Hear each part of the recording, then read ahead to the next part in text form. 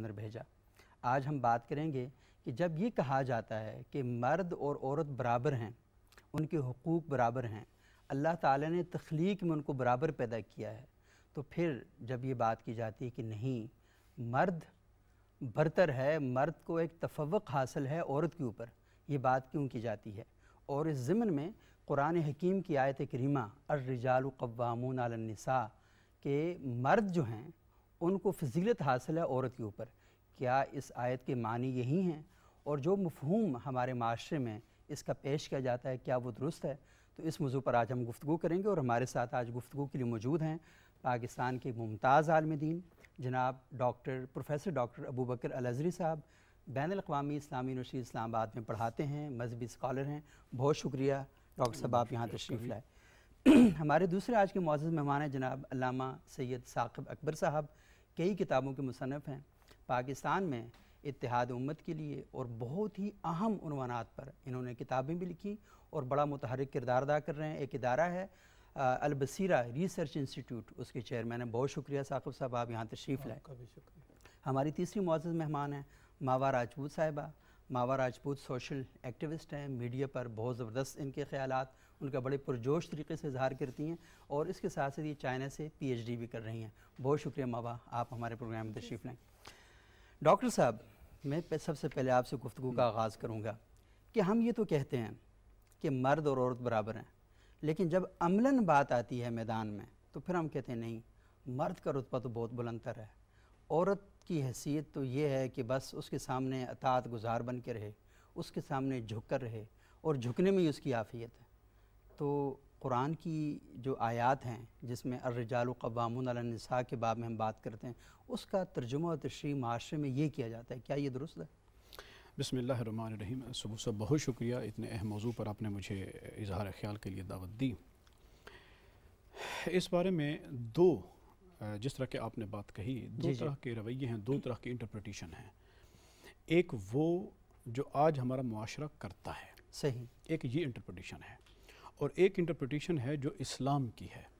واہ، یعنی ایک ہمارا معاشرہ کر رہا ہے اور ایک اسلام کہتا ہے۔ انٹرپریٹیشن اسلام کی ہے۔ اس کی وجہ یہ ہے کہ ہم دیکھیں، دین جو ہے دو چیزوں کا نام ہے، ایمان اور عمل کا نام ہے۔ ٹھیک، ہمارے ہاں معاشرے کے اندر جو دین مراد لے لیا گیا ہے وہ صرف ایمان کو لے لیا گیا ہے کہ میں نے کہہ دیا لا الہ الا اللہ محمد الرسول اللہ، زبان سے تو میں مومن ہوں۔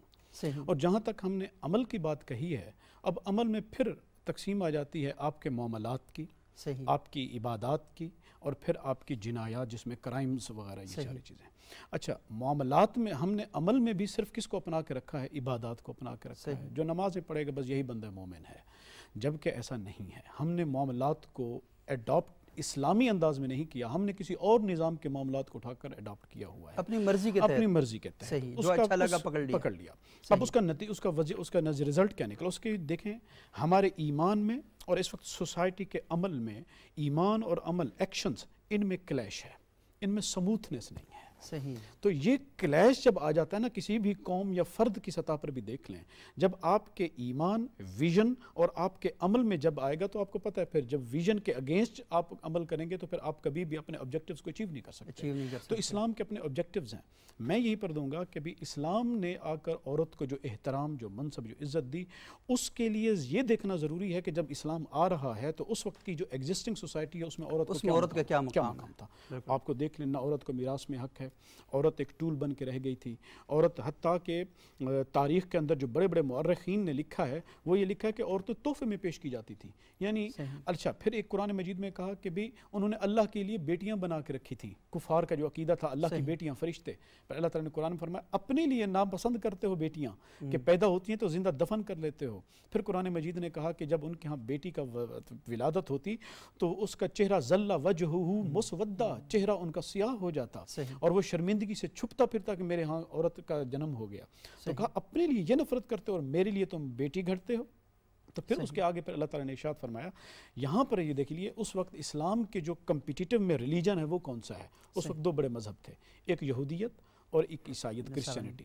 اب کرسچینٹی کو دیکھیں وہ کیا کہتی ہے؟ کرسچینٹی کہتی ہے کہ اسی عورت کی وجہ سے انسان کو جنت سے نکالا گیا، کہ شیطان نے آ کر عورت کو دھوکہ دیا، عورت نے آدم کو دھوکہ دیا، جس کی وجہ سے وہ ڈسیو ہوئے دنیا۔ عیسائیت نے یہ کہہ دیا عورت گناہ کا وجود، اس عورت کا وجود گناہ ہے، اور ویسٹ نے یہ سارا کا سارا عورت کے اوپر تھوپ دیا۔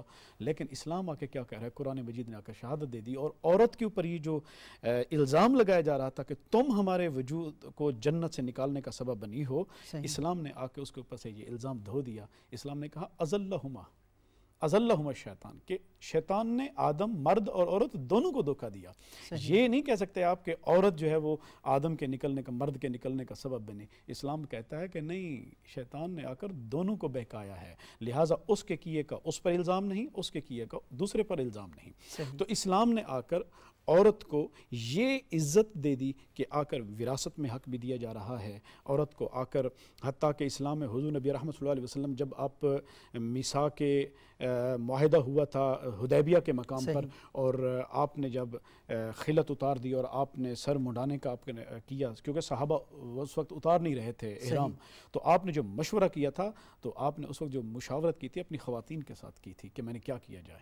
تو دیکھ رہے ہیں یہاں پر کہ مشاورت، اب یہ کوئی عام امر نہیں تھا، یہ ایک سیاسی پولیٹیکل عمل تھا، اور اس پولیٹیکل عمل کے اندر حضور نبی رحمۃ صلی اللہ علیہ وسلم ازواج کے ساتھ، اپنی خواتین کے ساتھ جو ہے وہ مشاورت کر رہے ہیں۔ اسی طرح حضرت سیدنا عمر فاروق کے زمانے میں حضرت ام کلثوم کو بھیجا گیا تھا ملکہ روم کے ہاں ایز اے ایمبیسڈر، ان کو بھیجا گیا تھا، اور وہ تحائف لے کے گئی تھی ان کے ساتھ معاملات میں۔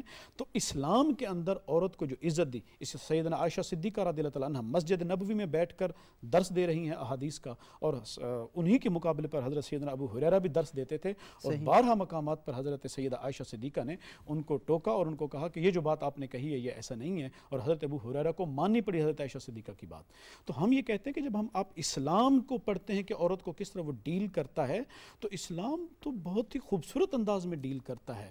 عورت اپنی، جس کو لفظ بولتے ہیں کہ اپنی احترام کے ساتھ، ان احکامات کے ساتھ جن احکامات کا تقاضا اسلام اس سے کرتا ہے، اگر وہ اپنے ان احکامات کو لازم کرتے ہوئے معاشرے میں کوئی کردار ادا کرتی ہے، تو اسلام آپ کو اجازت دیتا ہے کہ عورت یہ کردار ادا کر سکتی ہے۔ یہ اور بات کہ آپ کو معاشرہ اجازت نہیں دیتا۔ میں ایڈ کرتا ہوں قانون کے اعتبار سے، دیکھیں ہمارے ہاں فقہ کے اندر، جناب آپ بھی جانتے ہیں کہ فقہ کے اندر فقہا نے یہ حق رکھا ہے عورت کا، شریعت نے رکھا ہے کہ نکاح کے وقت عورت اگر اپنے لیے طلاق کا اختیار مانگنا چاہے تو بغیر چوں چراں کیے اس کو وہ اختیار دیا جائے گا۔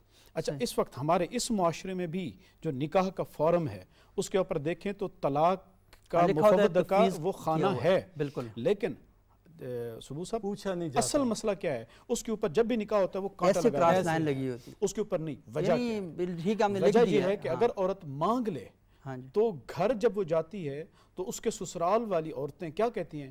بھائی ابھی گھر میں قدم نہیں رکھا، طلاق کی باتیں اس نے پہلے کہنا شروع کر دی۔ میں نے وہی بات کہی، اسلام کچھ اور کہتا ہے، ہمارا معاشرہ کچھ اور کہتا ہے۔ میں آپ سے مرد کی سطح چاہتا ہوں وہ یہ کہ یہ جو نکاح نامہ ہے جو مولوی صاحبان پورا پڑھ کے سناتے، میں سارے پاکستان کے پی ٹی وی سے اور پاکستان کے چینلوں سے چاہوں گا کہ اس کو پڑھیں، لوگوں کو سنائیں، اس پہ پروگرام کریں، اور کافی سارے مسائل حل ہو جائیں گے، تاکہ یہ اس میں اختیار تمہیں دیا گیا۔ فقہا، انہوں نے شیعہ سنی تمام فقہا اس نظریے پر متفق ہیں کہ عورت نکاح کے وقت حق کے طلاق مانگ سکتی ہے۔ اچھا، اسی طرح آپ دیکھیں، یہ تو آپ نکاح کی بات تھی نا، آپ دیکھیں خلا کے لیے، یعنی خود حضرت بریرہ رضی اللہ تعالیٰ عنہ حضور کی خدمت میں صحابیہ، صرف ایک نہیں کئی صحابیات آئیں، یا رسول اللہ مجھے میرا شوہر پسند نہیں ہے، مجھے طلاق چاہیے، تو حضور نبی رحمۃ صلی اللہ علیہ وسلم نے شوہر کو بلایا اور آپ نے خلا کروا دی۔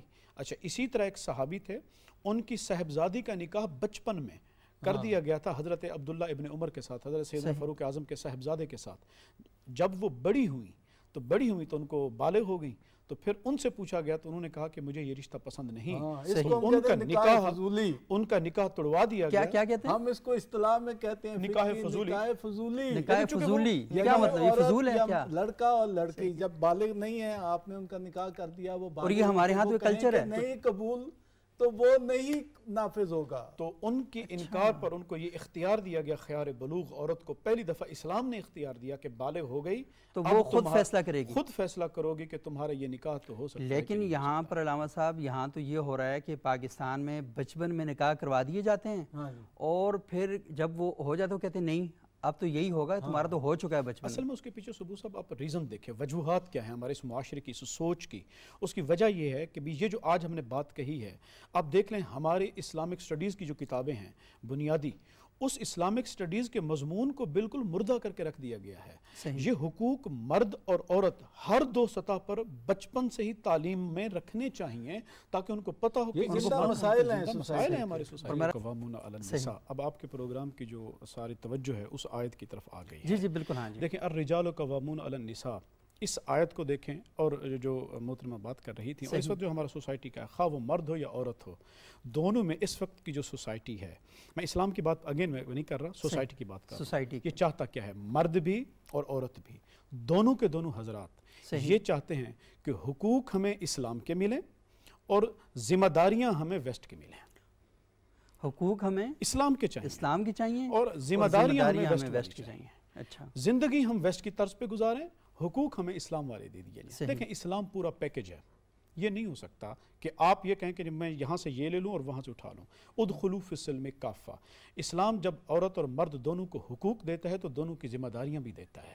اب ویسٹ میں دیکھ لیں, ویسٹ میں عورت وہاں پر جاب بھی خود کرے گی, کمائے گی بھی خود, کھائے گی بھی خود, حتیٰ کہ کچھ بہت زیادہ تر اب تو سٹڈیز بھی آ گئی ہیں, وہاں کی گرل فرینڈ اپنے بوائے فرینڈس پہ کتنا خرچ کرتی ہیں وغیرہ وغیرہ. یہاں پر الرجال قوامون علی النساء, اگرچہ اس وقت بھی ہماری سوسائٹی اس وقت بھی اسلام اورینٹڈ ہے لیکن اسلام ڈومینیٹڈ نہیں ہے, ویسٹ ڈومینیٹڈ ہے, اس کے باوجود بھی ہمارے معاشرے کا مرد عورت کی ذمہ داری اٹھاتا ہے.